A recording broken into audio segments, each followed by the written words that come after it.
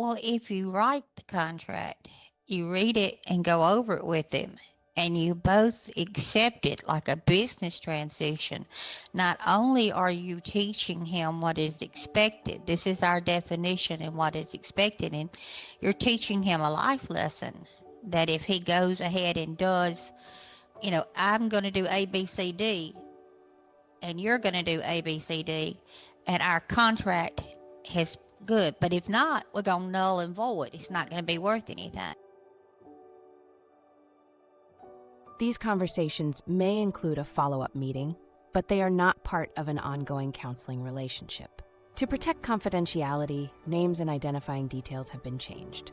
What you'll hear are real families, real stories, and real coaching, shared to bring hope and practical tools to parents everywhere. In Episode 2, From Chaos to Calm, the contract that finally stops disrespect, Dr. Scott Sells reunites with the same family from Episode 1. Connection has already begun to heal through the Positive Teen Report. Now it's time for the second half of the system, correction done the right way. In this episode, you'll hear the core building blocks of a well-written disrespect contract. One that closes loopholes, removes guesswork, and clearly lays out rules, rewards, and consequences. When paired with connection, this contract becomes the turning point that can finally end years of disrespect. Let's listen as Dr. Sells coaches Max's family through building this contract, step by step.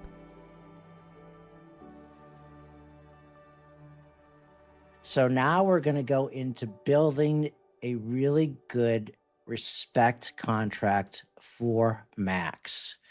We're going to get into 5 steps today to build this contract, one step at a time. So I'll just go over the 5 steps real quick.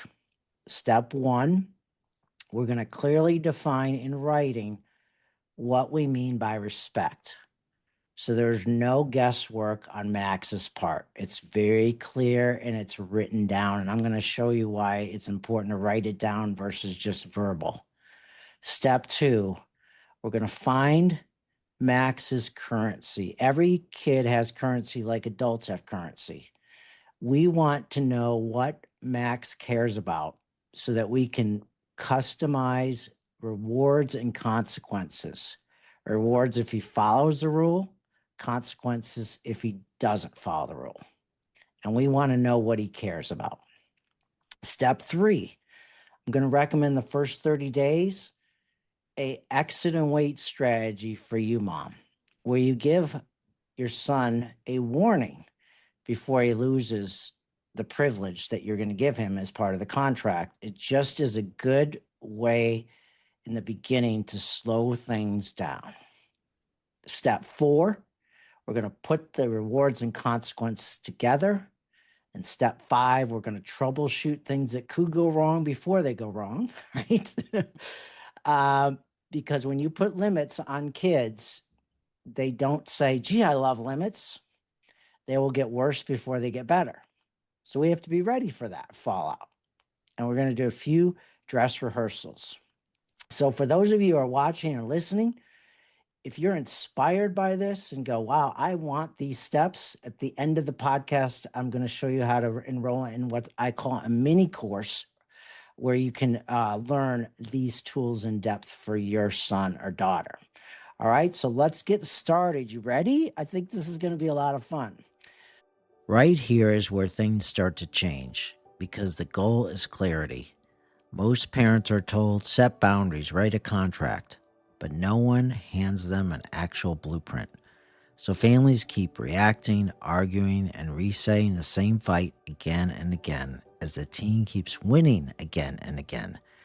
This disrespect contract breaks that cycle. It's not guesswork, it's not emotion, it's a clear written plan that you can follow. 5 steps, clear rules, real follow-through, and a way to handle the pushback without falling apart. When you know the steps, chaos loses its power and your contract suddenly works. Let's build it together, one step at a time. So step 1 is we want a clear definition of the problem. So what is the rule for respect? Well, when I threaded the needle from your positive Max report, It would be, Max, you are respectful when you do what I ask without arguing, like take out the trash. Don't raise your voice. Don't lose your temper.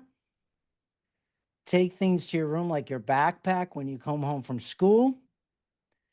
Are respectful in your tone and words.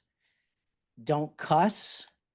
And we could do chores as part of respect, but I think right now we're going to put that aside just temporarily, because when you ask him to do chores, your chore contract could be part of respect, but let's just keep it real simple in the beginning, and we'll put chores a little bit on temporary hold, but that doesn't mean you can't ask him to take out the trash or clean his room. We just can get into a chore chart later on. But would these 6 points be the main things that you would be looking for from your son, Mom, every day, that would say, if he does these 6 things, I would say he's been had a very good, respectful day? Are those the areas that you would like to keep, or do you want to change or alter those at all? Really, there are areas I like to keep. Is it okay to put a chore chart on the side for now? Yes, sir. Okay. So, Mary, why do you think it's important for parents to have it in writing versus like 99% of the parents that I talk to? I say, if I go to your house, would I look at the refrigerator and would I see this in writing? Most of the parents I talk to say, no, it's verbal. My son or daughter should know what respect is. We've certainly talked about it. But why is it important for a really well written contract to have it in writing? Any guesses on your part, Mary? Well, if you write the contract, you read it and go over it with him, and you both accept it like a business transition. Not only are you teaching him what is expected, this is our definition and what is expected, and you're teaching him a life lesson that if he goes ahead and does, I'm going to do A, B, C, D, and you're going to do A, B, C, D, and our contract has good. But if not, we're going to null and void. It's not going to be worth anything. So one thing is it lowers negotiation. It's very clear. Um, this is why contract lawyers get paid $250 an hour, because they know if it's not in writing, it doesn't exist.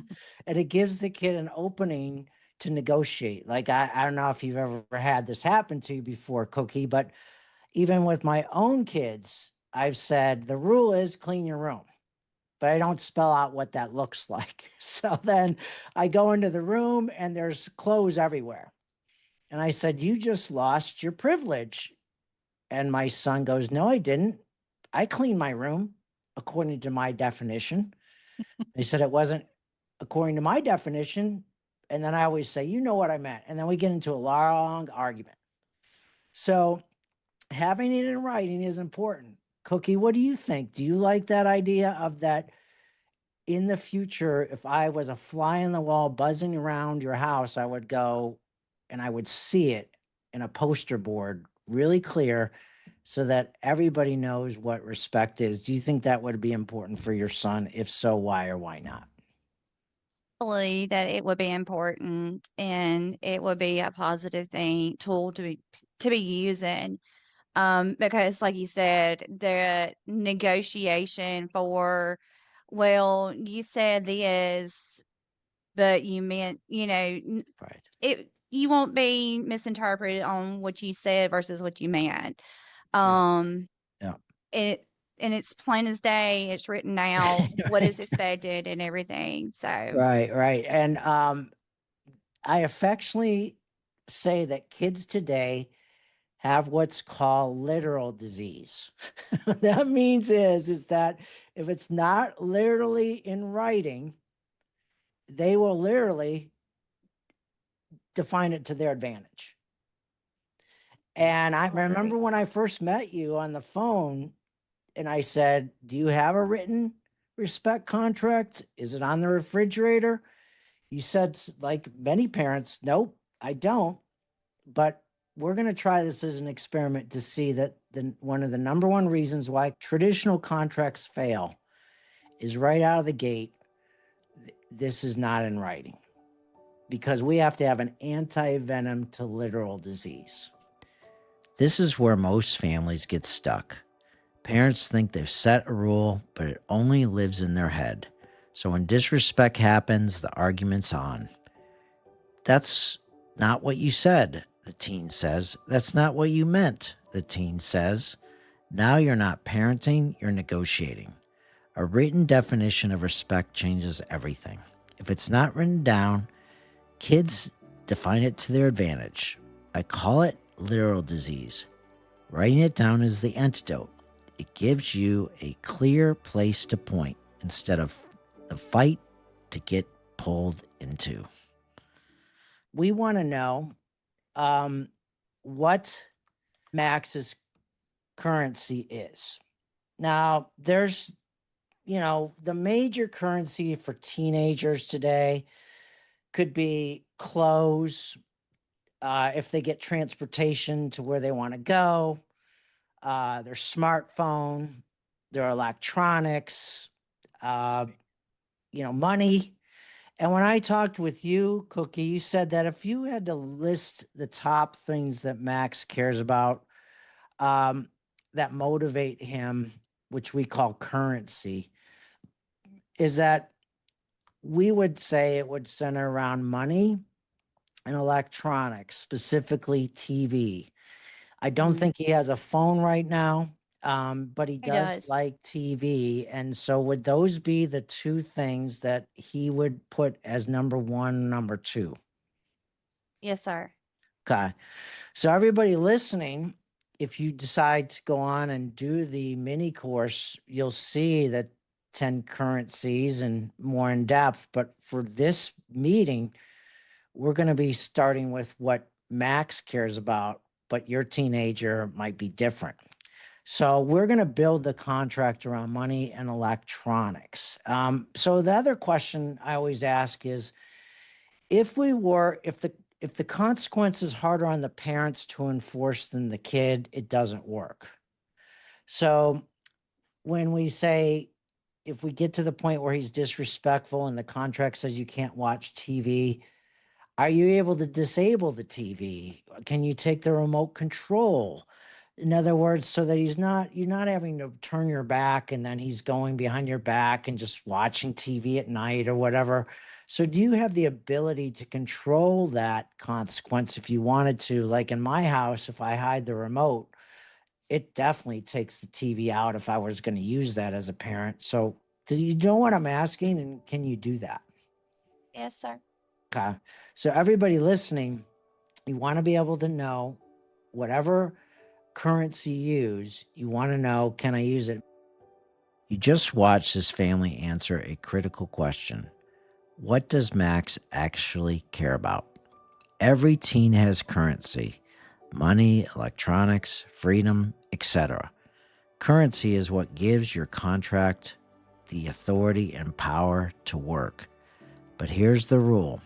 If a consequence is harder on the parent than the teen, it won't work. If you can't enforce it, don't use it. But when the currency is right, you don't need to threat or yell. The motivation does the work for you because we now know what the teen cares about. So, all right, so now let's go to step 3.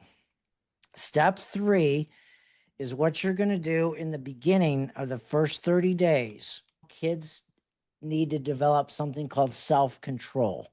It's not something you're born with, it's something you develop. And so this tool is optional. So, Cookie, you don't have to do it, but you could put it in the contract for the first 30 days where it would look like this. It's going to help Max learn self-control and respect.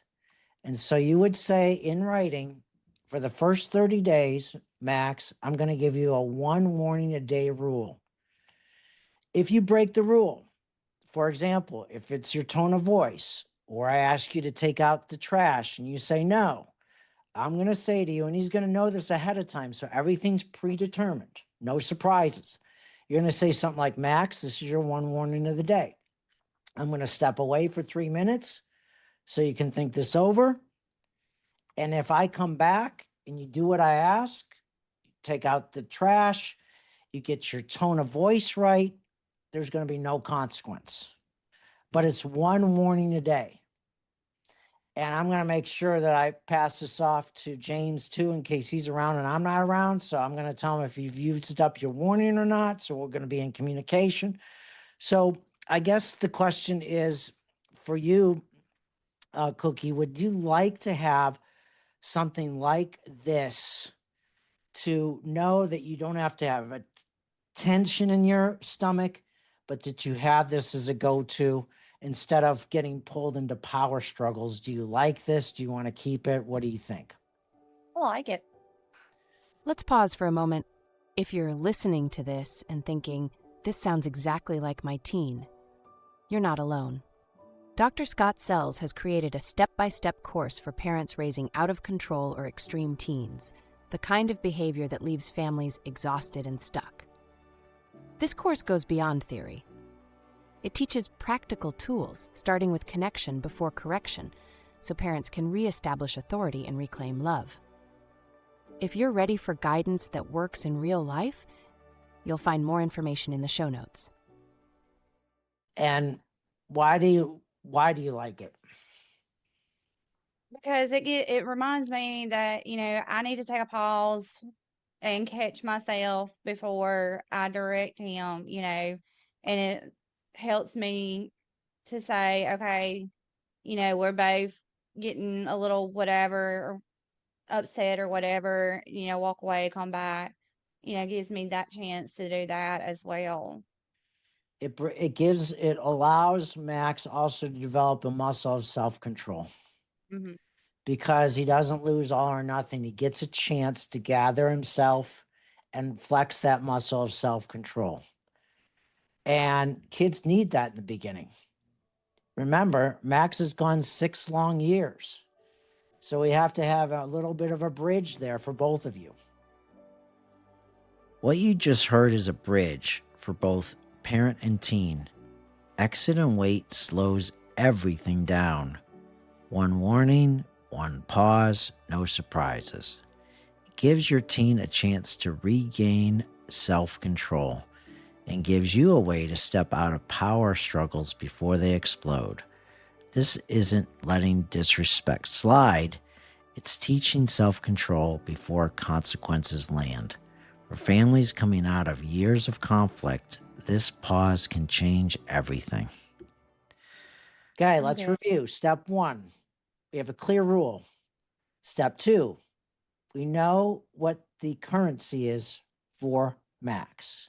We also understand privileges versus rights. We also know that Max is going to get worse before he gets better when you present this to him.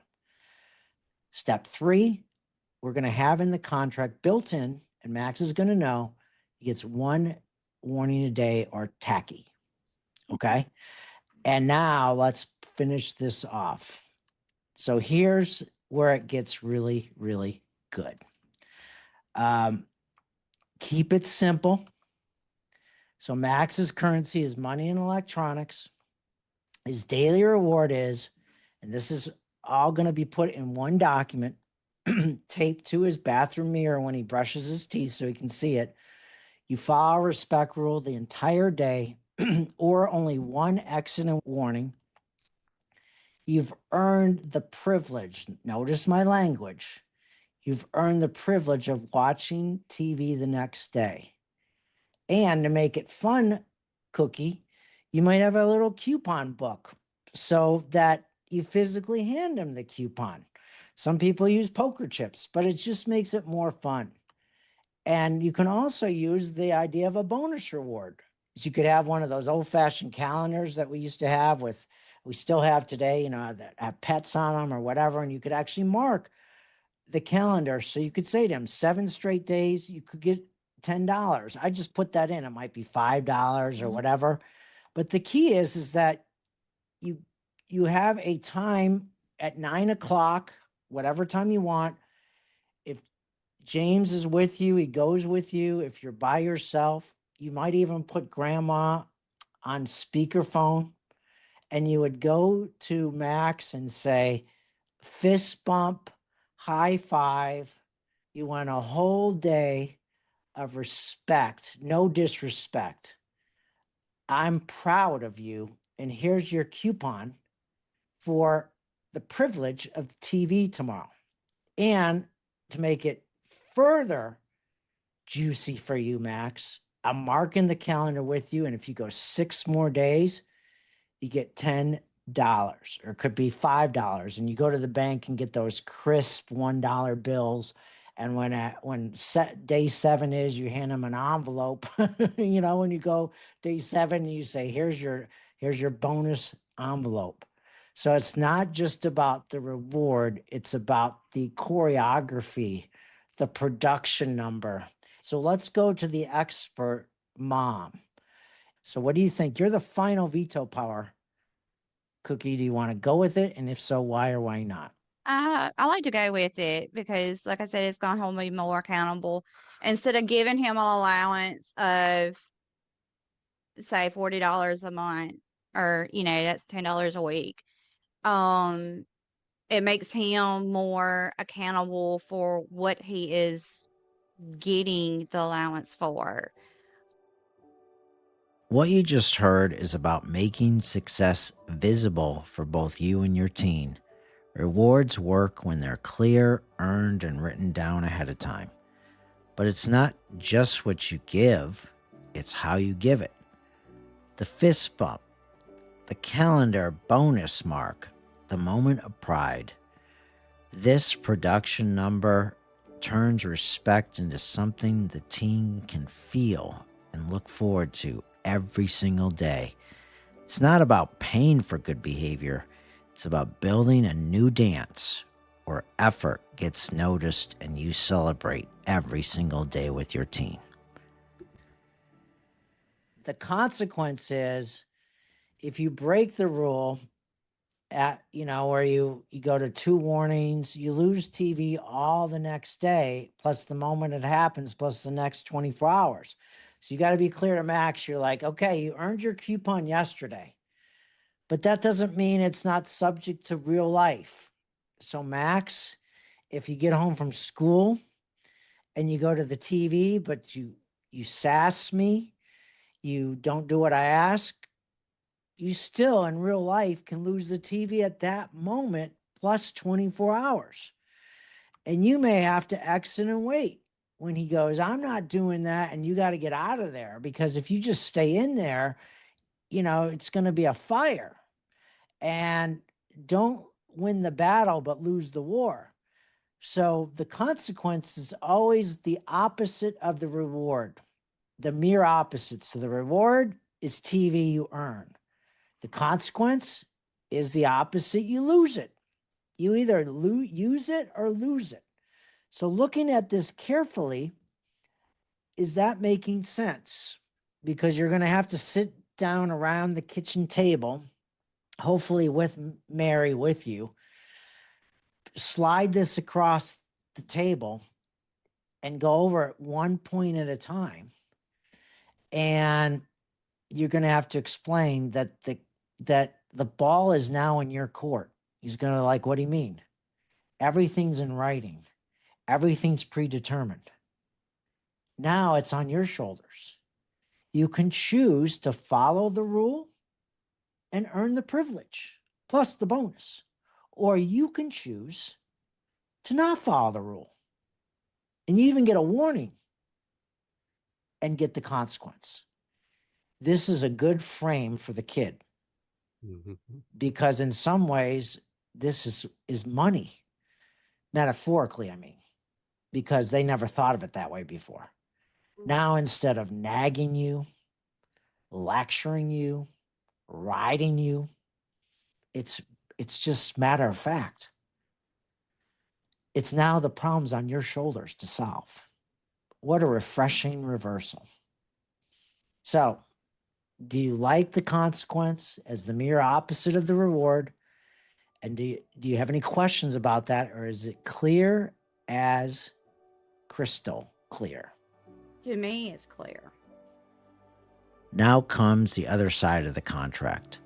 Consequences only work when they're clear, calm, and predictable and written down ahead of time. No lectures, no emotional speeches, just follow the plan. When consequences are written down, parents don't have to decide in the heat of the moment. The contract does the heavy lifting. That's how correction happens without damaging the relationship you're rebuilding at the same time. So if you had to bet in Las Vegas, Mary, putting you on the spot for a second, do you think your daughter, with this clear roadmap, has what it takes to bear the brunt of Max getting worse before he gets better and be consistent? If so, why or why not?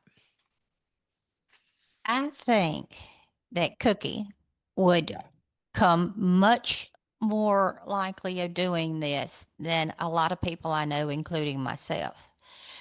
Because if she agrees it's a good idea and if she is behind it, she is going to fight tooth and nail to give it time to work. She believes that nothing happens overnight, and if it's worth the effort to do it. If she agrees to do it, then she's going to do it. She's just that person. Ask your lovely daughter, like, is there anything I could do to help support you through this 30-day transition period? Like, you know how I secretly texted Max, could I give you a positive cookie report every day? But I mean, this is your key here. This is why we call people sages, wise folks. Ask your daughter, is there anything I can do or say in these next 30 days to help you? Because this isn't going to be easy. Now, Cookie, we're going to be playing role reversals. I'm used to being able to call you and saying, hey, you need to give me a 5-minute timeout. Tell me not to go strangle one of the kids. Is there anything that I can do to help you and let me take the lead for a little while if you needed it? Just remind me every day that, consistency, don't know why that word is so hard at times, is key. Because it is hard. So remind her, maybe sometimes even go over there if you have to, code red, and you would say, I want you to listen to your mother, respect I her. could I could do that. I Yeah. mean, she Yeah. does that for me. Like I said, it's going to be a total role reversal. Yeah. Um, Yeah. But as you help her, you help yourself, True. because you're going to use these same tools with your grandkids. And that's true. And there's strength in numbers, but they got to be the right numbers. It takes a village to raise a child today. Just make sure everybody in the village is on the same page. Right. And now you are, because you've got this document. Like James said, warriors do not go into battle until they have the battle plans written out and clear, and they do practice drills so that when the general says a code or a command, everybody knows where to line up.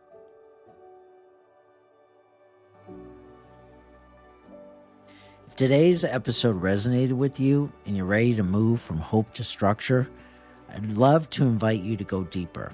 In my on-demand mini course, the Disrespect Contract Lab Correction with Connection, I will walk you step by step on how to build your own customized written contract that will stop disrespect quickly with your child or teen.